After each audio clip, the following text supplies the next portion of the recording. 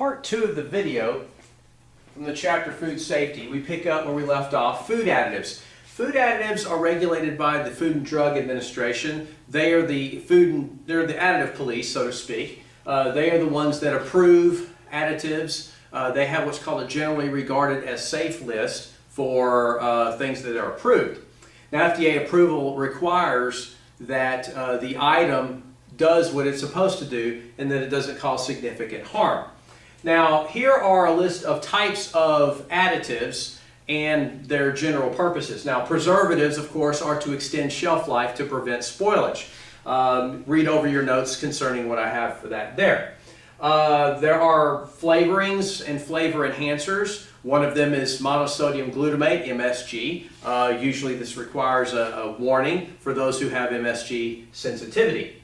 Now, going back to the generally regarded safe list, just because something is generally regarded as safe doesn't mean that it is safe for everybody 100% of the time, which is actually an an unrealistic expectation, because almost nothing is considered 100% safe for 100% of the people 100% of the time, whether it's natural or an additive anyway.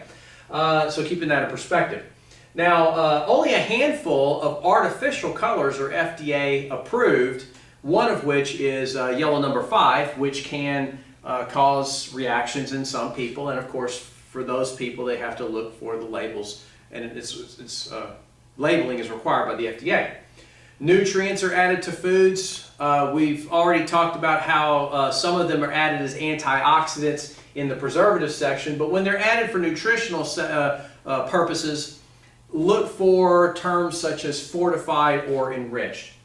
Now, texturizers and emulsifiers, they're additives to maintain the desired texture of the food. Emulsifiers are to prevent oils and waters from separating the food. Many such things, such as salad dressings and mayonnaise, has emulsifiers in there to keep everything from separating, peanut butter, things like that. Humectants and desiccants are for desired moisture content. A humectant keeps moist stuff moist.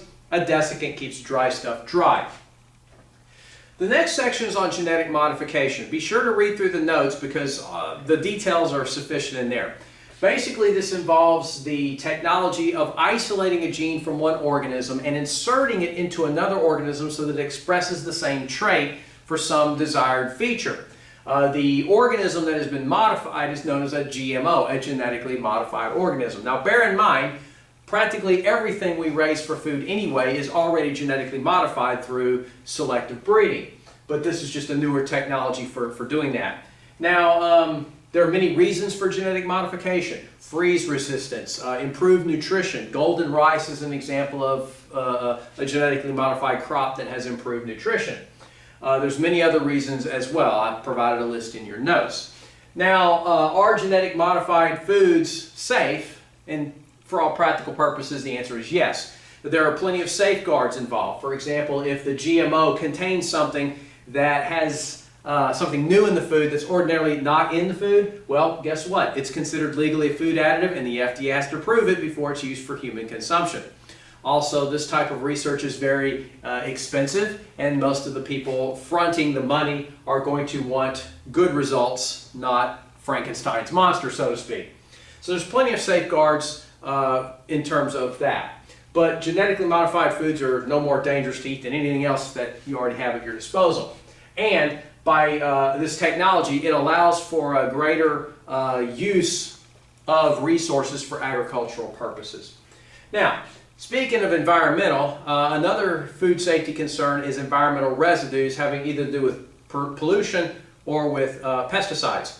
Now, the Environmental Protection Agency, they are the pollution police. They are the ones that monitor industry and maintains or sets mandates that they have to meet in terms of what they can do and what they can't do. Now, not all pollutants can biologically magnify. Only those that which the organisms can take in, but they cannot metabolize it or excrete it. Methylmercury is an example, and I've given you some information in your notes concerning top predatory fish that frequent polluted waters. Pesticides, their usage is heavily regulated by the Environmental Protection Agency to keep residues at a minimum. So you can't just use whatever pesticide you want in however amount you want, or as often as you want. Again, it's strictly regulated. Now, another thing that's regulated are the use of hormones and antibiotics. They're regulated by the United States Department of Agriculture, particularly with livestock. The hormone that is discussed in your notes and in your book is recombinant bovine growth hormone. I've actually misspelled that, but never mind. It's actually mass-produced cattle growth hormone.